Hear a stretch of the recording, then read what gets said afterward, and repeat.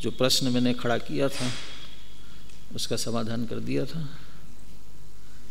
पिछली गाथा में परस्पर कुछ मिलते जुलते से विषय आए, उनमें परस्पर में क्या अंतर है मैं स्पष्ट कर दिया था।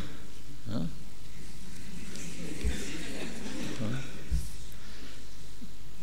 अमूल कहेगा मेरे से पूछने से मैं तो कह दूँ हाँ कर दिया था। हाँ? इन विषय स्पष्ट हो गया था। हाँ? हाँ क्या कह रहे? अच्छा, किस किस में अंतर है वो नहीं स्पष्ट नहीं हुआ। स्पष्ट इन्होंने किया नहीं कि इन्होंने जो कहा उतनी स्पष्टता नहीं आ पाई। अच्छा, क्या क्या अंतर है इसके में? क्या? अच्छा चलो अगले वक्ता के लिए छोड़ देता हूँ मैं। इससे आगे कौन है? अब आप आपस में मिल लेना और करना नहीं। बाहुबली के बाद फिर विश्लेषण करेंगे यदि कदाचित बात रह गई।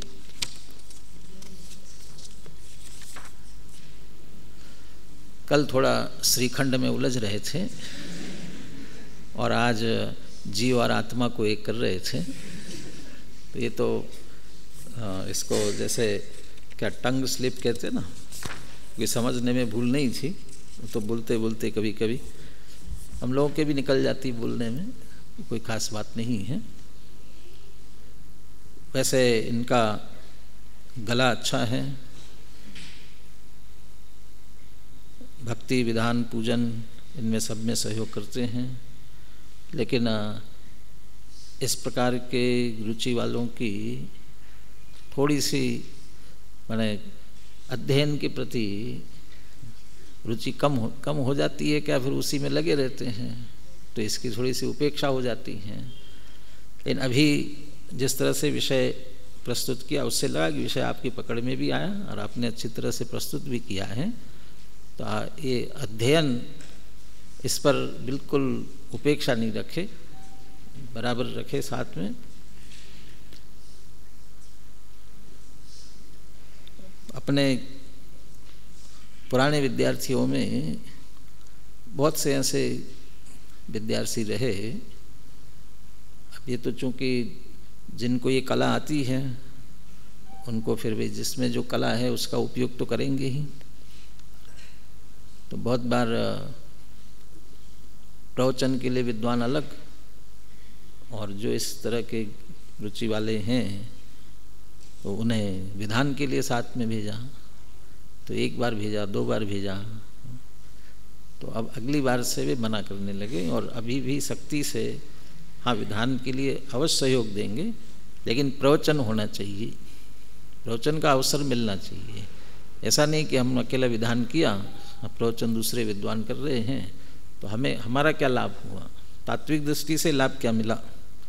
इसलिए प्रवचन के लिए भी बराबर अपना तैयारी भी रखना और मुख्यता भी जरूर रखना चाहिए। इनके साथ साथ और भी जो इस विधा में रुचि रखते हैं उन सब के लिए भी ये बात है। अभी वैसे सायंकाल के समय प्रकरण अपना पूर्व रंग का चल रहा है, लेकिन आज जो अंतिम कलश जीव अजीव अधिकार का शेष रह गया है उसे पूर्ण करने का विचार है।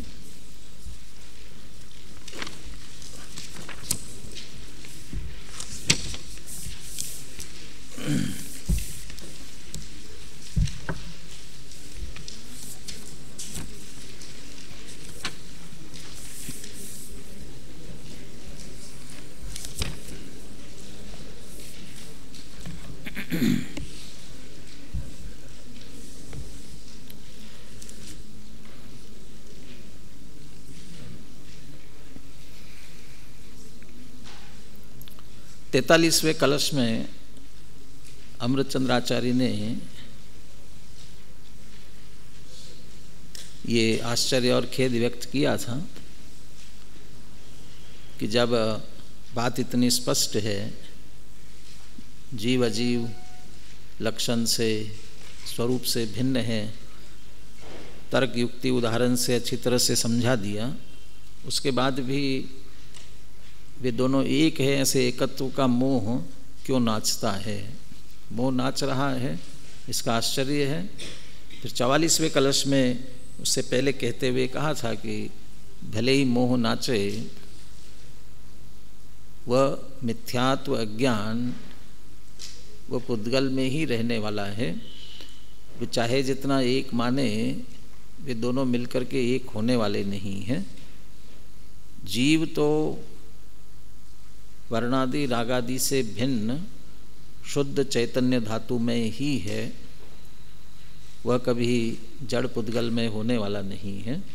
उस मोह में, अज्ञान में, मिथ्यात्व में पुद्गल नाचता है तो नाचे। अब अंतिम कलश में ये कहना चाहते हैं, वह मोह का नाच, अज्ञान का नाच, वो पुद्गल नाच रहा है, लेकिन अकेला कहाँ नाचता है? इस जीव को भी 4 गति 84 लाख योनियों में नचा रहा है, और जहाँ जाता है वहाँ क्रोध, मान, माया, लोभ इनके माध्यम से नचाता रहता है। ये वो जीव को भी करा रहा है ना, न चाहते हुए भी इन सबसे जीव आकुल व्याकुल दुखी होता है, लेकिन फिर भी नाचता रहता है उसके साथ में। ये चाहता है कि ये बंद हो, तो उपाय क्या? लोक में ऐसा कहा जाता है ना, कांटे को कांटे से निकाला जाता है। बहुत सी दवाइयाँ ऐसी होती, जहर को जहर से मारा जाता है, ऐसे बहुत सी बातें कही जाती हैं। ऐसे यहाँ भी ये कहना चाह रहे एक तरह से, ये मोह नाच रहा है ना, उसमें से पुद्गल नाच रहा है ना, नाचने दो उसको। जीव भी अपना नाच उसके सामने शुरू करे, जीव को भी अपना नाच शुरू करना चाहिए। जीव भी नाचे, और ऐसा नाचे कि वो उससे जीव और अजीव का दोनों का बिल्कुल भेद विज्ञान हो जाए। तो ये जीव को अब नचाने के लिए कह रहे, जीव अपने आप में नाचे। तो क्या वो मोह अज्ञान नाचता है वहाँ, उसमें पुद्गल नाचता है, तो यहाँ क्या नचाना है? ये बात कहते हुए, और एक तरह से ये अंतिम मंगल भी है, और उसमें जैसा ज्ञान भाव सम्यक ज्ञान का स्मरण प्रारंभ में किया था, उसकी महिमा की गई थी, उसी की एक तरह से महिमा वही प्रकट हुआ इस रूप में कहते हुए उसकी महिमा भी कर रहे हैं। इसके 45वां कलश प्रारंभ हो, उसके पहले 2-3 पंक्तियां और ऊपर से आते थोड़े से पिछले से जोड़ते हुए, रागादि भाव चैतन्य से भिन्न है, क्योंकि वे चैतन्य की सर्व अवस्थाओं में व्याप्त नहीं होते, अतः उनके माध्यम से भगवान आत्मा को कैसे जाना जा सकता है? अरे भाई, उनसे तो भिन्नता करनी है, जिनसे भिन्नता करनी है उनसे ही आत्मा को पहचानने की बात करना कहाँ की समझदारी है? उनसे तो भेद ज्ञान की भावना को नचाना है, क्योंकि इस भेद ज्ञान की भावना को अनवरत रूप से नचाने से ही आगे का मार्ग निकलता है। भेद ज्ञान की तीव्र भावना में से ही अभेद आत्मा के अनुभव का मार्ग प्रशस्त होता है। अतः आगामी कलश में आचार्य देव कहते हैं, इस तरह भेद ज्ञान की भावना को धारावाही रूप से नचाते नचाते जीव अजीव का प्रगट विघटन हुआ। प्रगट विघटन हुआ नहीं कि भगवान आत्मा अनुभव में प्रकाशित हो उठा, अनुभव में प्रतिष्ठित हो गया। यानी भेद विज्ञान को नचाने की बात कर रहे हैं। उधर अभेद है, इस कारण से मोह नाच रहा है, तो उसके सामने भेद विज्ञान को नचाने की बात है। किसी भी बात को नकारने का तरीका वही है।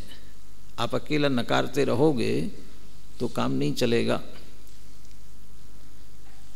उसको ये कहते हैं ना, माने विकल्प देना पड़ेगा आपको। उसके सामने विकल्प खड़ा करोगे तो उसका वो अपने आप निषिद्ध हो जाएगा।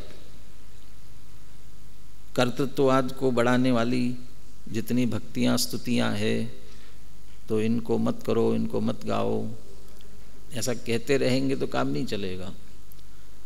तो आप तो कर्तावाद जिसमें नहीं है, बल्कि वस्तु स्वरूप को जिनेंद्र भगवान ने यथार्थ कैसे बताया, उस यथार्थता को बताने वाली स्तुति भक्ति लिखे बोले, उनको मुख्यता करे। अब वो आप बोलने लगेंगे, वो चलन में आएंगी और वो धीरे धीरे अपने आप बंद हो जाएंगी। अब बंद करो कहते रहेंगे तो बंद नहीं होंगी। उसके सामने आपको विकल्प देना पड़ेगा। ये कि मोह नाच रहा है, जीव अजीव का अभेदपना नाच रहा है, तो क्या उपाय? जुदा करो कहते हैं, उसके सामने नाच नचाओ। किसका? भेद ज्ञान का। तो उससे जीव अजीव पृथक होंगे और भगवान आत्मा निश्चित रूप से अनुभव में आएगा। 45वां कलश। इत्थम ज्ञान क्रकच कलना पाटनम नाटयित्वा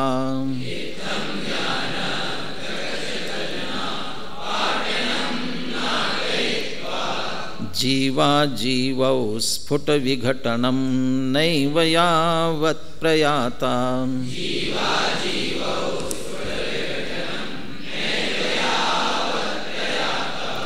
विश्वं व्याप्य प्रसव विकसत् व्यक्तचिन्मात्र शक्त्या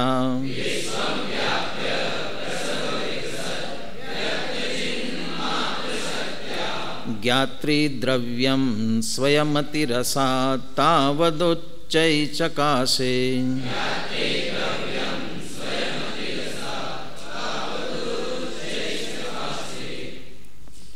इत्थम। इस एक शब्द में क्या बात आएगी? इत्थम क्या आएगा? पूरा अधिकार आ जाएगा। पहले से लेकर के जिस प्रकार से जीव अजीव के भेद ज्ञान की बात चल रही है, समझाई गई है, वो पूरी इत्थम इस प्रकार, जैसे अच्छी तरह से समझा दिया इस प्रकार से। ज्ञान क्रकच कलना पाटनम नाटयित्वा। नाटक करने में पुनः पुनः जैसे एक्शन करते नाचते हैं, नाचने में एक ही तरीके से पुनः पुनः नाच, वो हाथ पैर चलाना, इनकी पुनः पुनः आवृत्ति करते हैं वही।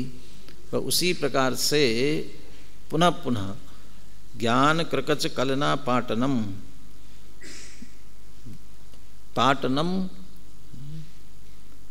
एक बुंदेलखंडी में शब्द बोलते हैं ना, भोजन करने के लिए कोई आए तो क्या कहते हैं? पटा डारो। हाँ, पटा डारो। हाँ, बुंदेलखंडी वाले क्यों हंस रहे मालूम है? समझ गए वे। हाँ, पटा डारो के दो अर्थ होते हैं। हाँ? एक तो खाने के लिए चटाई पाटा रखो, पटा लगाओ, पाटा लगाओ, और पटा डारो मने ये बीच में से दोनों को अलग अलग करना होता है ना। हाँ, उसको भी कहते हैं। हाँ, तो ये जो पाटनम यहाँ पर है, वो दोनों के अलग अलग करने वाला पटा डालना है यहाँ पर। जीव अजीव को अलग करने के लिए ज्ञान रूपी करवत, और ज्ञान रूपी करवत को डालना है बीच में पाटनम, और उसे फिर नचाना है। वो ज्ञान रूपी करवत रखी हुई नहीं होना चाहिए। मैंने दो शब्दों का, एक कलन शब्द का भी प्रयोग किया और पाटनम शब्द का भी प्रयोग किया। ज्ञान क्रकच कलनम पाटनम, ज्ञान रूपी क्रकच, और कलन का मतलब चलता हुआ होना चाहिए। क्रकच करवत, और वह कलन का भी अभ्यास बहुत जगह आएगा, कलयति। तो कलन का अर्थ है वो ज्ञान रूपी करवत चलती हुई होना चाहिए, और ऐसी चलती हुई उसको फिर पाटनम, उसको डालना है, और वो फिर उसे नाटयित्वा, नचाना है। कब तक? जीवा जीवौ स्फुट विघटनम नैव यावत् प्रयाता। तब तक वह ज्ञान रूपी करवत चलाते रहना है कि जब तक जीव अजीव ये दोनों स्फुट स्पष्ट रूप से विघटनम नैव यावत् प्रयाथा, विघटन को प्राप्त नहीं हुए, जब तक दोनों भिन्न भिन्नता को प्राप्त नहीं हुए तब तक चलाते रहना है निरंतर। ये आपके लकड़ी काटने वाले ये जैसे आरा ले करके दोनों बैठते हैं दो तरफ से और चलाना शुरू करते हैं। अब वो चला रहे हैं, कब तक चलाते रहेंगे? जब तक वो लकड़ी के दो फाड़ बिल्कुल अलग अलग नहीं हो जाए तब तक वो चलाते ही रहेंगे, चलाते रहेंगे। तो ऐसे ही ज्ञान रूपी करवत जैसे उनको अलग अलग करता है, और ऐसा वो यहाँ ज्ञान, इसलिए वो भेद विज्ञान। तो भेद विज्ञान रूपी वह करवत तब तक चलाते रहना है कि जब तक जीव अजीव दोनों स्पष्ट रूप से पृथक पृथक न हो जाए। विघटनम नैव यावत् प्रयाता। और इसमें थोड़ा और ये ले रहे हैं, यावत् विघटनम नैव प्रयाता, और ये तावत नीचे बात दूसरी भी ले रहे, यावत् तावत, जब तक इधर विघटन हुआ कि नहीं हुआ, जीव अजीव में भेद विज्ञान हुआ कि नहीं हुआ, वहाँ इधर भेद विज्ञान होते ही उधर क्या हो जाता है, तावद ज्ञात्री द्रव्यम, अंतिम पंक्ति में है ज्ञात्री द्रव्यम स्वयमति रसात तावद उच्चैः चकाशे। इधर विघटन हुआ, जब तक विघटन हुआ कि नहीं हुआ तब तक उधर ज्ञात्री द्रव्य, ज्ञाता द्रव्य जो है स्वयमति रसात, स्वयं ही अपने निज रस से, चैतन्यपने से, ज्ञान रस से, और ज्ञान के साथ आनंद जुड़ा हुआ है, उस आनंद रस से तावत तब तक उच्चैः चकाशे, उग्रता से, उच्चपने से प्रकाशित हो गया, प्रकट हो गया। क्या विशेषता उसकी वो ज्ञात्री द्रव्य की? विश्वम व्याप्य प्रसव विकसत व्यक्त चिन्मात्र शक्त्या, व्यक्त चिन्मात्र शक्त्या प्रकट हुई है चैतन्य रूपी शक्ति जिसकी ऐसी, और वह भी प्रसव विकसत, विकास को प्राप्त, प्रसव अत्यंत पूरी तरह से विकसित हुई, और विश्वम व्याप्य सारे विश्व को व्याप्ते हुए, सारे विश्व को व्याप्त करके, तो सारे विश्व को व्याप्त कर तेजी से विकास को प्राप्त ऐसे व्यक्त चिन्मात्र शक्ति के द्वारा ज्ञाता द्रव्य, कौन सा है ज्ञाता द्रव्य?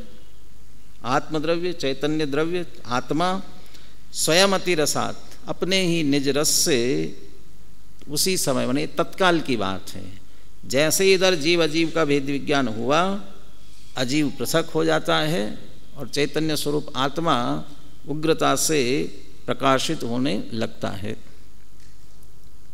जयचंद जी छाबड़ा ने दो प्रकार से अर्थ इसका किया है, और ये पद्धति हर अधिकार के प्रारंभ में मंगलाचरण में जो सम्यक ज्ञान की महिमा की गई है, वो हर जगह ये दो प्रकार से अर्थ करने की पद्धति हर एक में ली गई है, क्योंकि सम्यक ज्ञान की महिमा है, सम्यक ज्ञान प्रकट हुआ तो वो जो सम्यक ज्ञान है दोनों तरह से लिया है। एक अनादि मिथ्यात्व का अभाव करके प्रकट हुआ सम्यक ज्ञान, सम्यक दर्शन, और दूसरा पूर्ण ज्ञान प्रकट हुआ, केवल ज्ञान प्रकट हो गया। ऐसे दो अर्थों में लेते हैं। यहाँ से भी कहते दोनों अर्थ निकलते हैं। भेद ज्ञान की धारा कब तक चलाना? कि तब तक चलाना जब तक पर से भिन्न चैतन्य स्वरूप आत्मा अनुभव में नहीं आवे, तब तक भेद ज्ञान का चिंतन अंदर चलते ही रहना चाहिए। वस्तु विचार ध्यावते मन पावे विश्राम, तो वो चलाना, विचार चिंतन मनन वो चलते ही रहना। और जैसे ही वह अनुभव पर से भिन्न होकर के चैतन्य सुजीव भिन्न है, अजीव भिन्न है, ये यथार्थ निर्णय को प्राप्त हो जाता है, और वैसे ही चैतन्य स्वरूप आत्मा दृष्टि में आ जाता है, दृष्टि में प्रकाशित हो जाता है। अपनी पूर्ण चैतन्य शक्ति के विकास के साथ परिपूर्ण अनंत शक्ति संपन्न आत्मा है, ऐसा दृष्टि में प्रकाशित हो जाता है। तो जो उच्चैः चकासे है वो दृष्टि में आया और सम्यक दर्शन की प्राप्ति हुई। और दूसरा अर्थ, सम्यक दर्शन तो हो गया, भेद विज्ञान से आत्मा का अनुभव हो गया, मिथ्यात्व दर्शन मोह का अभाव होकर के सम्यक दर्शन प्रकट हुआ, लेकिन अभी चारित्र मोह बाकी है, राग बाकी है, तो उसका अभाव होकर के वो साक्षात देहादि से भिन्न परिपूर्ण मुक्त दशा या अभी भेद विज्ञान होकर के सम्यक ज्ञान तो हुआ है, लेकिन अभी ज्ञान पूर्ण नहीं हुआ, केवल ज्ञान नहीं हुआ। वो केवल ज्ञान होने के लिए और क्या करना? निश्चित रूप से केवल ज्ञान वीतरागता होने पर होगी केवल ज्ञान की प्राप्ति। तो वीतरागता के लिए क्या करना है? राग का अभाव करने के लिए क्या करना? भेद विज्ञान ही उसका उपाय है। इसलिए भेद ज्ञान की धारा फिर चलाते रहना है, सम्यक दर्शन के बाद भी फिर निरंतर चलाना है। तो वह पुनः वह ज्ञान भेद विज्ञान रूपी करत चलती रहेगी। और कब? जब जीव अजीव बिल्कुल पृथक होकर के, खास करके घाती कर्मों का अभाव होकर के केवल ज्ञान अनंत चतुष्टय प्रकट हो जाए और बिल्कुल ही देह से भिन्न चैतन्य स्वरूप आत्मा मुक्त हो जाए, तब तक वह भेद ज्ञान की धारा निरंतर चलती रहेगी। तो इधर जीव अजीव अलग हुए और उधर परिपूर्ण शुद्ध निर्मल सिद्ध दशा प्रकट हो जाती है। ये इस रूप से दोनों प्रकार से अर्थ इसके निकाले गए हैं। श्लोक बुलाते पुनः। इत्थं ज्ञान क्रकच कलना पाटनं नाटयित्वा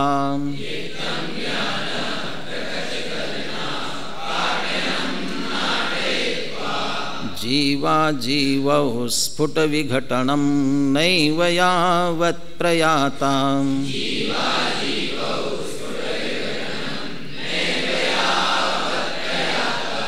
विश्वं व्याप्य प्रसभ विकसद् व्यक्तचिन्मात्र शक्त्या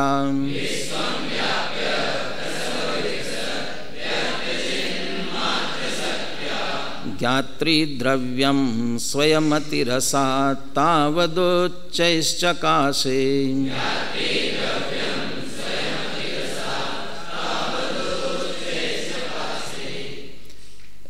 श्लोकार्थ नीचे। इस प्रकार ज्ञान रूपी करवत के निरंतर चलाए जाने पर जब तक जीव और अजीव दोनों ही प्रकट रूप से अलग अलग नहीं हो पाए कि यह ज्ञायक भाव रूप भगवान आत्मा अत्यंत विकसित अपनी चैतन्य शक्ति से विश्वव्यापी होता हुआ अतिवेग से अपने आप ही प्रकट प्रकाशित हो उठा। दोनों अर्थ नीचे की वो भी पढ़ लेते हैं, तो आप श्लोक पढ़ते समय दोनों अर्थों को ध्यान में लेते हुए, दोनों भाव लेते हुए अर्थ समझ सके। इस कलश के आशय को स्पष्ट करते हुए पंडित जयचंद जी छाबड़ा भावार्थ में लिखते हैं, इस कलश का आशय दो प्रकार का है। उपर्युक्त ज्ञान का अभ्यास करते करते जहाँ जीव अजीव दोनों स्पष्ट भिन्न समझ में आए, ये ना, जीवा जीवो स्फुट विघटनम, जीव और अजीव का स्पष्ट रूप से विघटन। तो ये कहाँ विघटन हुआ?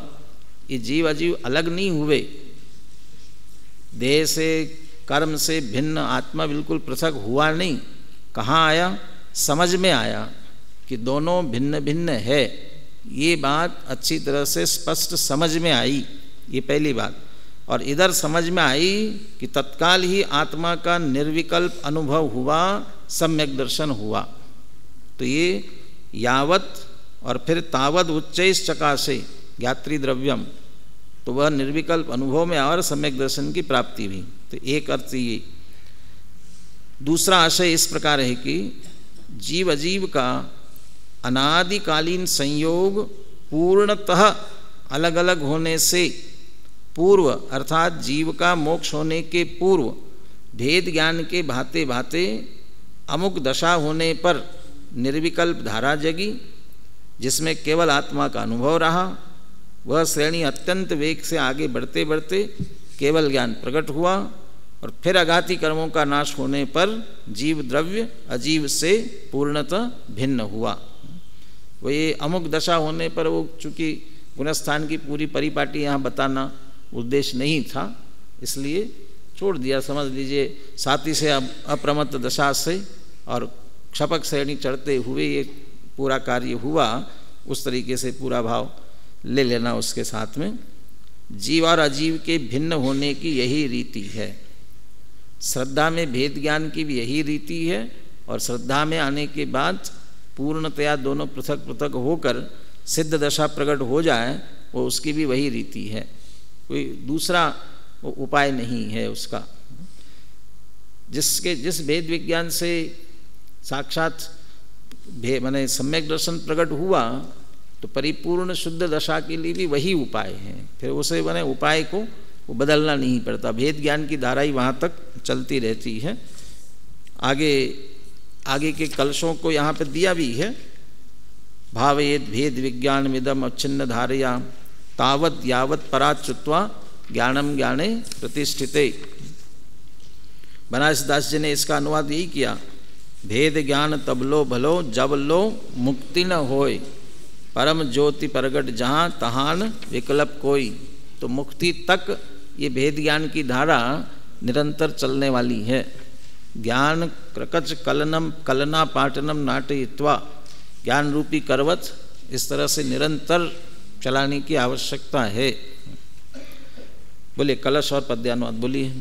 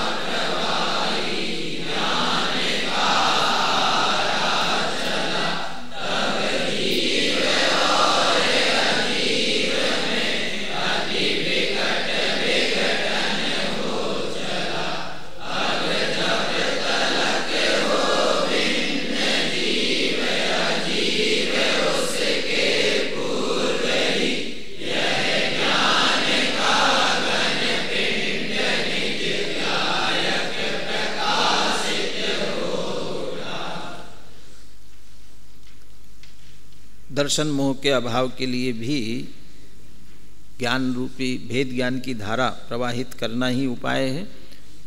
और सम्यक दर्शन प्रकट होने पर दर्शन मोह का अभाव हो गया हो, तब भी चारित्र मोह के अभाव के लिए भी वो भेद ज्ञान की धारा ही निरंतर चलाने की आवश्यकता है। बनारसी दास जी 480 पेज पर आप देखिए, कई बार बनारसी दास जी नाटक समय सार में इस कलश का भावानुवाद करते समय दोनों ही अर्थों को समेट लेते हैं। वे दो अर्थ अलग अलग नहीं करते, वो क्रमशः करते हैं, लेकिन दोनों भाव एक इसी छंद में आ जाएंगे। बोलिए।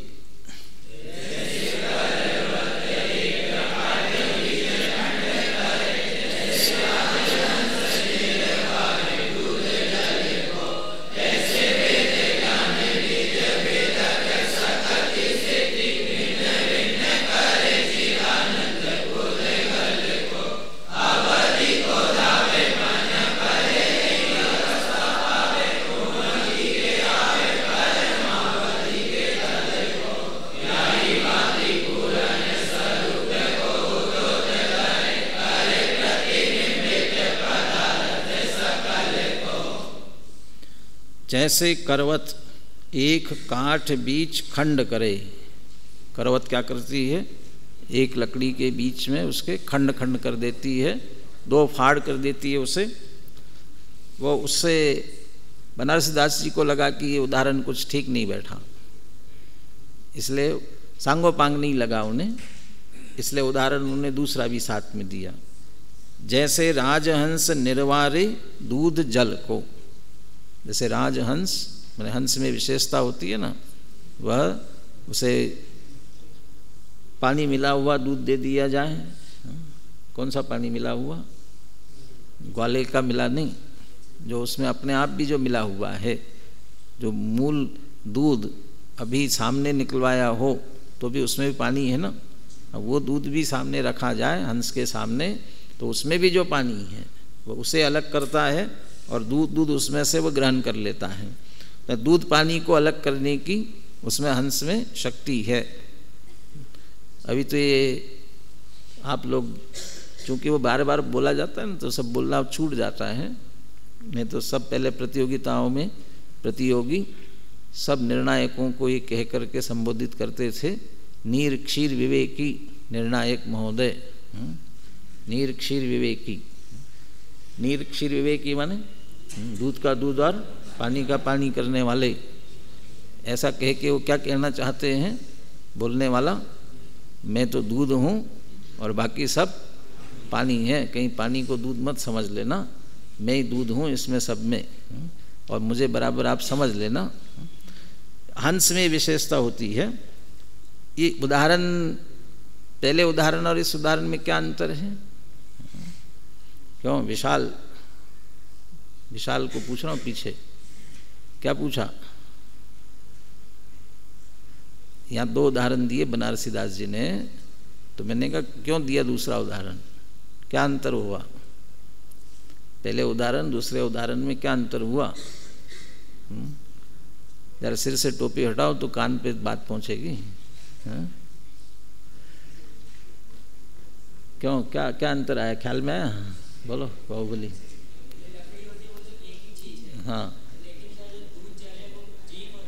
हाँ, माने पहले में एक लकड़ी को करत चला करके, लकड़ी एक ही है, उसे 2 कर दिए। लेकिन यहाँ जीव अजीव के लिए जो उदाहरण दिया जा रहा है, तो 2 चीज़ें मिले हुए हो, उन्हें अलग अलग करें, ऐसा उदाहरण होना चाहिए था ना। तो करवत से वह लकड़ी के चलाने में, अलग करने में, वो उसी एक ही में हुआ ऐसा लगा, इसलिए उन्होंने दूसरा उदाहरण दिया। दूध और पानी 2 मिले हुए हों और उसमें से दोनों को अलग अलग करें। ऐसे जीव अजीव 2 पृथक पृथक है, उन्हें अलग अलग करें, इसलिए उदाहरण लिया। तैसे भेद ज्ञान निज भेदक शक्ति सेती, जैसे वो हंस, उसमें जो अपनी ऐसी विशेषता है दूध पानी को अलग अलग करने की, उस विशेषता के कारण दूध पानी को अलग अलग करता है, उसी तरह भेद ज्ञान में भी भेदक शक्ति है। भेदक शक्ति सेती, भिन्न भिन्न करने की शक्ति भेद ज्ञान में पड़ी है। वैसे ही वह भेद विज्ञान अपनी उस भेदक शक्ति से भिन्न भिन्न करे चिदानंद पुद्गल को। चिदानंद चैतन्य स्वरूप आत्मा और वर्णादि रागादि ये पुद्गल, इन सबको क्या करता है? भिन्न भिन्न करता है। और जैसे भिन्न होते हैं ऐसे सम्यक ज्ञान प्रकट होता है। अब कहते हैं अब ये हो गया ना, सम्यक दर्शन सम्यक ज्ञान हो गया। अब वहीं नहीं रुकता है, भेद ज्ञान अब आगे बढ़ता है, और आगे बढ़ते बढ़ते अवधि को धावे, अवधि ज्ञान की तरफ भागता है। मन पर्यय की अवस्था पावे, मन पर्यय ज्ञान को प्राप्त कर लेता है। फिर रुक गया वहाँ कि नहीं, और आगे बढ़ता है। उमगी के आवे परमावधि के थल को, और उमंग से आगे बढ़ते बढ़ते या उमड़ उमड़ करके परमावधि के स्थल को प्राप्त कर लेता है। तो अवधि ज्ञान मन पर्यय ज्ञान हो गया, तो मन पर्यय ज्ञान तक पहुँच गया ना। फिर उसके बाद परमावधि को कह रहे हैं। इसको बाद में अवधि ज्ञान परमावधि को अलग से क्यों ले रहे हैं? क्योंकि अवधि ज्ञान सामान्य हुआ हो, और जो परमावधि है, अवधि ज्ञान के 3 होते ना, क्या? देशावधि, सर्वावधि, परमावधि। ये समझ लीजिए परमावधि वैसे जो फिर निश्चित रूप से केवल ज्ञान प्रकट हो ही हो, परमावधि होने पर, इसलिए परमावधि को लिया उसके बाद में। और ऐसे होते होते या ही भांति पूर्ण स्वरूप को उद्योत धरे, ऐसे पूर्ण स्वरूप का उद्योत धारण करते हुए भेद ज्ञान से अजीव को, रागादि को अलग किया, और उसमें से उद्योत स्वरूप प्रकाशमान ऐसा जो अपना स्वरूप है, उस पूर्ण स्वरूप को धारण करते हुए करे प्रतिबिंबित पदार्थ सकल को, सारे पदार्थों को प्रतिबिंबित करने लगा। और सारे पदार्थों को प्रतिबिंबित किया तो क्या प्रकट हो गया? केवल ज्ञान प्रकट हो गया। और केवल ज्ञान प्रकट हो गया, अनंत ज्ञान हुआ है, तो उसके साथ अनंत दर्शन, अनंत सुख, अनंत वीर्य, अनंत चतुष्टय रूप अरहंत दशा। और जैसे बनारसी दास जी ने पीछे जयचंद जी छाबड़ा ने लिखा था ना, फिर कुछ काल पश्चात अघाती कर्मों का भी नाश करके परिपूर्ण सिद्ध दशा को वह प्राप्त कर लेता है। अवधि को धावे, अवधि ज्ञान को प्राप्त होता है ऐसा लिखा, वो तो मिथ्या दृष्टि भी प्राप्त हो जाता है, उसमें क्या है।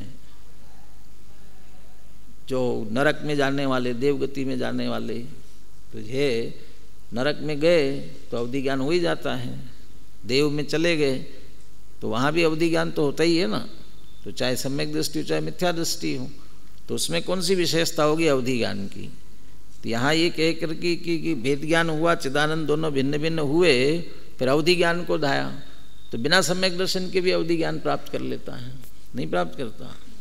हाँ, मनुष्य की बात नहीं, वो वहाँ के कुअवधि होता है, वो अवधि ज्ञान नहीं है, वो कुअवधि है। मिथ्यात्व के साथ होगा वो सहज होने वाला, वो कुअवधि ज्ञान होगा, अवधि ज्ञान नहीं हो सकता है।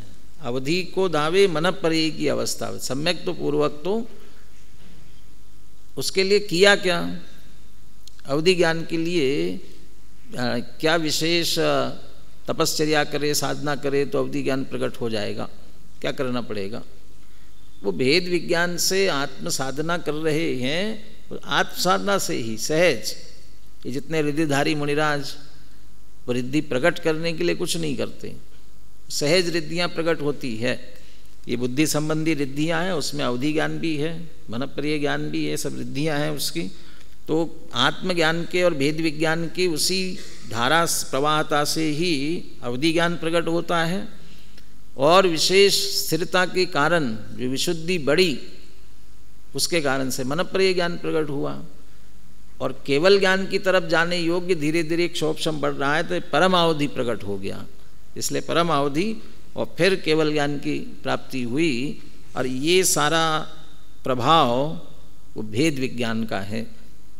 यानी निरंतर भेद विज्ञान के भाने के लिए प्रेरणा दे रहे हैं।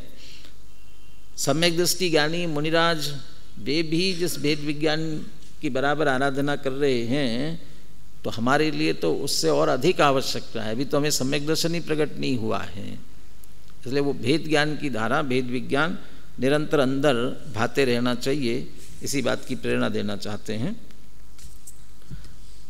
यहाँ ये अधिकार पूर्ण हो रहा है।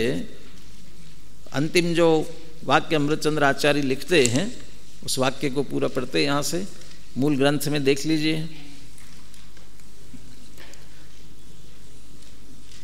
इति जीवा जीवौ पृथक भूत्वा निष्क्रांतौ।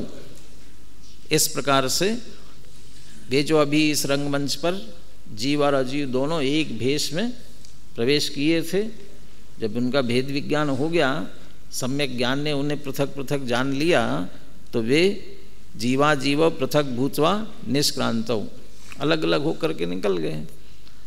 फिर अब दूसरे दरवाजे से फिर से क्या होंगे, दूसरा भेष धारण करके आएंगे, वो अगले अधिकार में प्रवेश करेंगे।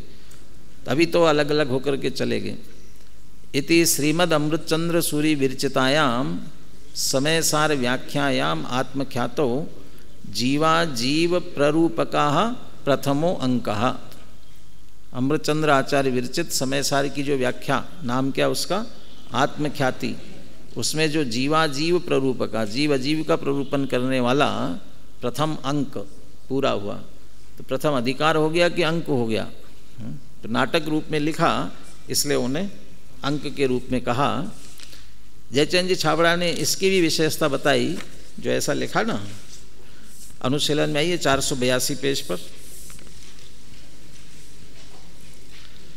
आचार्य अमृतचंद्र के समापन वाक्य का भाव स्पष्ट करते हुए पंडित जयचंद जी छाबड़ा भावार्थ में लिखते हैं, जीवाजीव अधिकार में पहले रंगभूमि स्थल कहकर, ये जीवा माने एक तरह से इसको कह रहे, ये 1 से लेकर 68 तक, 1 से लेकर 68 तक पूरा जीवाजीव अधिकार, और उसमें ही पहले रंगभूमि स्थल कहा, और फिर उसके बाद टीकाकार आचार्य ने ऐसा कहा कि नृत्य के अखाड़े में जीव अजीव दोनों एक होकर प्रवेश करते हैं, दोनों ने एकत्व का स्वांग रचा है। वहाँ भेद ज्ञानी सम्यक दृष्टि पुरुष ने दोनों को पृथक जाना, इसलिए स्वांग पूरा हुआ और दोनों अलग अलग होकर अखाड़े से बाहर निकल गए। दादा वो कहते पहले ज़माने में गाँवों में जो बहुरूपिया होता था, वो अलग अलग रूप धारण करके आता था और गांव में रूप अपना दिखाता था, तो वो तब तक दिखाता रहता था। और कभी कभी तो ऐसा रूप धारण करके आवे, वो कोई इंस्पेक्टर बन के आए तो डरावे भी सबको, तो वो तभी तक करता रहता था कि जब तक उससे पहचाने नहीं। और जैसे ही पहचान लेते थे वैसे ही फिर हाँ सेठ जी मैं वही हूँ, और फिर अपना अब इनाम दो, इनाम लेकर के चला जाता था। माने वो भेष तब छोड़ता था जब वो पहचान ले, और जब तक नहीं पहचाने तब तक बहुरूपिया के भेष में रहता था। वैसे ही यहाँ कह रहे हैं जीव और अजीव दोनों एक भेष धारण करके आए थे। अब कब अलग, कब दोनों पृथक होगी, कब जाएंगे? जब सम्यक ज्ञानी भेद विज्ञानी ने उनको अलग अलग जान लिया, पहचान लिया। तो जब पहचान लिया तब वे अखाड़े से दोनों अलग अलग होकर बाहर चले गए। इस प्रकार अलंकार पूर्वक वर्णन किया। तो ऐसा तो कुछ होता नहीं है, कोई अखाड़ा कोई रंगमंच नहीं चल रहा है, ये सब हमारे अंतरंग में ही, हमारी मान्यता में अभी जीव अजीव दोनों के एकत्व की मान्यता चल रही है। और हम ही भेद विज्ञान का चिंतन करेंगे तो हमारी दृष्टि में, हमारी श्रद्धा में चैतन्य स्वरूप आत्मा जीव से भिन्न है ये आएगा, तो वो जो मिथ्या मान्यता थी वो अलग हो जाएगी, अलग चली जाएगी। बस इसको ही नाटक के रूप में कहते हुए अलंकार रूप में से वर्णन किया। अब अंतिम भाषा टीका लिखने वाले पंडित जयचंद जी छाबड़ा, वे भी हर अधिकार का उपसंहार एक छंद से करते हैं। वह छंद पढ़ते हैं, मेरे ख्याल से मूल ग्रंथ में है कि नहीं मालूम नहीं, अनुशीलन में 483 पेज पर। बोलिए।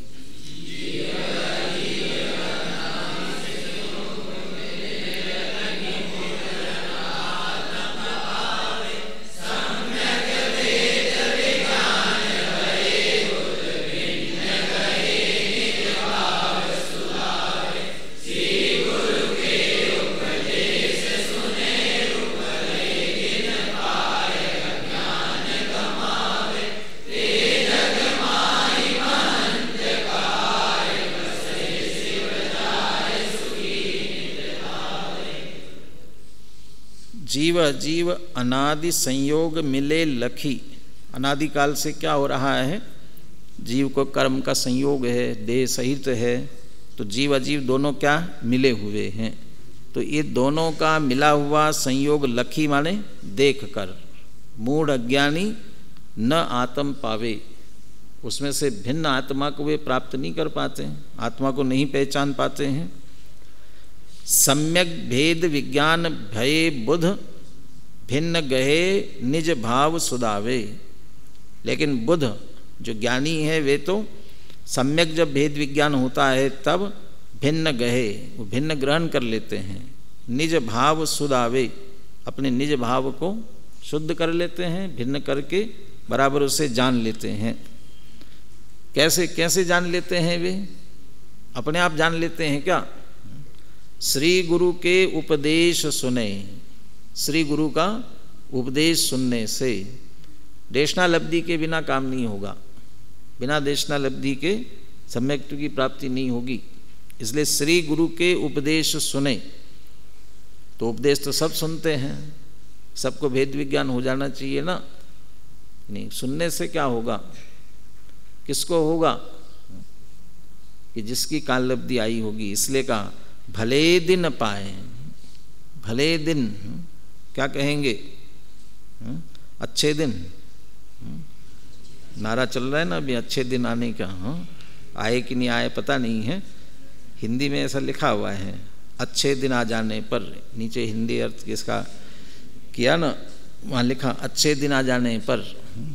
कौन से अच्छे दिन होते हैं? कौन से अच्छे दिन?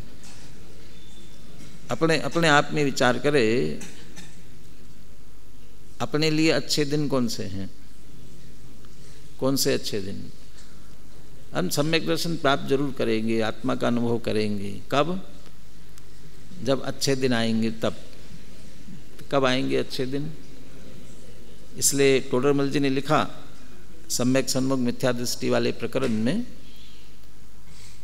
2-3 बातें लिखी वहाँ, जो पहले तो ये बता दिया कि भाई किन किन का निर्णय करना जरूरी है, वो बता दिए भाई इतनी बातों का निर्णय अवश्य करना है। और उसके साथ साथ ये कहा इस पर्याय की तो स्थिति थोड़े ही काल की है और मुझे यहाँ सर्व निमित्त मिले हैं, इसलिए अब मुझे इस बात का निर्णय करना ही है, क्योंकि इसमें मेरा ही हित भासित होता है। तो ये मुझे यहाँ सर्व निमित्त मिले हैं।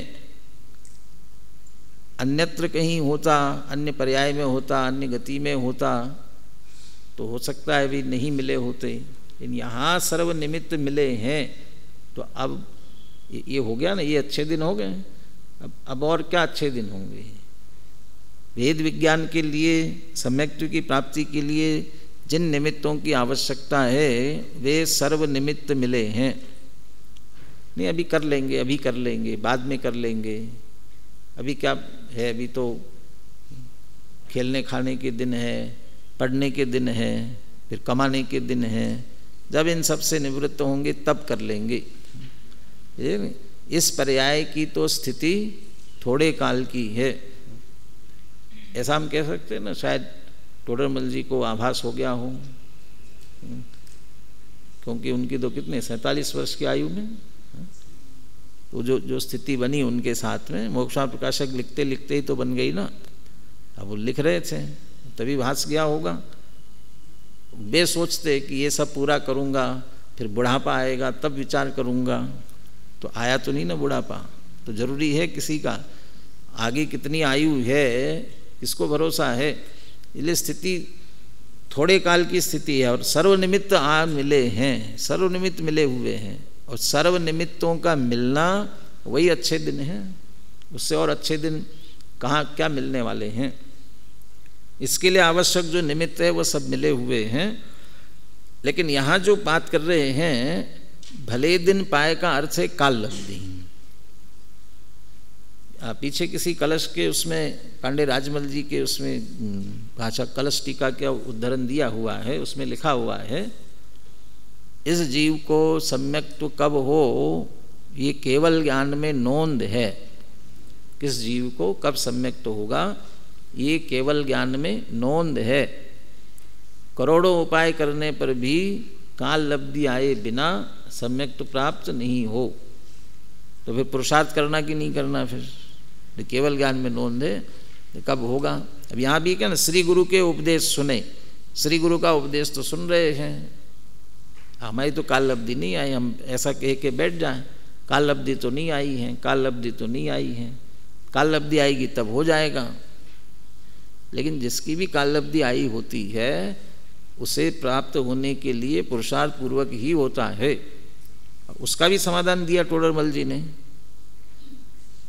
जो बुद्धिपूर्वक तत्व निर्णय करने का पुरुषार्थ करता है उसकी होनहार भी है और काल लब्धि भी आई है।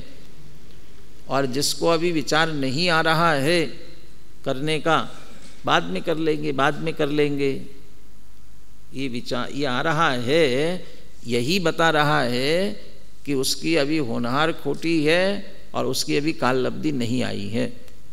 तो जो बुद्धिपूर्वक तत्व विचार का पुरुषार्थ करता है उसकी होनहार भी आई और काल लब्धि आई, तभी तो पुरुषार्थ कर रहा है। तो तदनुकूल पुरुषार्थ करेगा तब तो वहाँ पहुँचेगा। इसलिए कि हमारी काल लब्धि होनहार आई ऐसा समझकर निरंतर उसके कार्य में लगना चाहिए। श्री गुरु के उपदेश सुनेरु भले दिन पाए अज्ञान गमावे, और वो इसको फिर ऊपर जोड़ना, इसको अज्ञान को गमाता है और सम्यक भेद विज्ञान होने पर बुद्धिमान जो है वे निज भाव को सुधावे, शुद्ध करके प्राप्त कर लेते हैं। ते जग माहि महंत कहाए, वे ही वास्तव में जगत में महान है और किसी बातों से वास्तव में महानता नहीं है। और कोई छोटी मोटी उपलब्धि हो गई उसके कारण से अपने को महान मानने लग जाए, वो कोई महानता नहीं है। ते जग माहि महंत कहाए, बसे शिव जाय सुखी नित थावे। और कुछ ही काल में उस भेद विज्ञान के प्रभाव से ही शिव जाए, मुक्ति में जाकर के निवास करते हैं और सुखी नित्य थावे, नित्य अनंत काल के लिए सुखी हो जाते हैं। इस प्रकार ये जीव अजीव के भेद विज्ञान के माध्यम से सम्यक दर्शन, मोक्ष मार्ग और मुक्ति की प्राप्ति तक का मार्ग प्रशस्त होता है। हम सब भी इसी प्रकार से अपना मार्ग प्रशस्त करें, इसी मंगल भावना के साथ।